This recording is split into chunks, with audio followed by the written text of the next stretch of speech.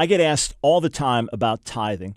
It's clear that the Old Testament tithing laws do not apply to New Testament believers today. I mean, go back, read all the laws. Obviously, we're not under those same laws. And the question would be, why would we be under those laws? Why should we follow those laws that are commanded to and not some of the other laws? In fact, some Christians will teach we have to tithe, but we don't have to keep the dietary laws. No, that's the wrong way to look at it.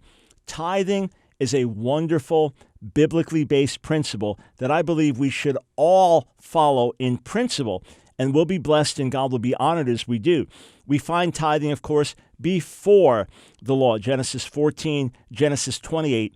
And then we find a great principle of tithing in Proverbs, the 3rd chapter, verses 9 and 10, where we're told to honor the Lord with our first fruits. The very first that we get, we honor the Lord with that. It's the tangible way of living out Matthew 6. Seek first the kingdom of God and his righteousness. When we get into the New Testament, here's what we find. We find generosity encouraged. Luke, the 6th chapter, give, and it shall be given to you. And there's a financial context there in terms of people giving back. It's not just sowing forgiveness and mercy. There's also financial context. When we get into the book of Acts, we see sacrificial giving. And then when Paul teaches on it, 1 Corinthians 9, as we sow, we reap.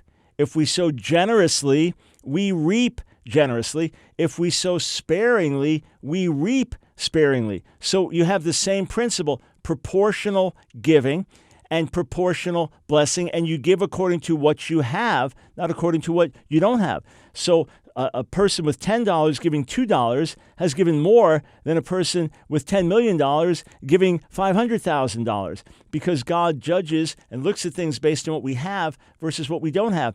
And then we see in the New Testament, 1 Corinthians 16, the believers were encouraged the first day of the week to put aside money Paul was going to use for an offering to help the saints in Jerusalem. And then we see also Galatians 6, let the one who's taught in the word share all good things with his teacher, which is including financial compensation.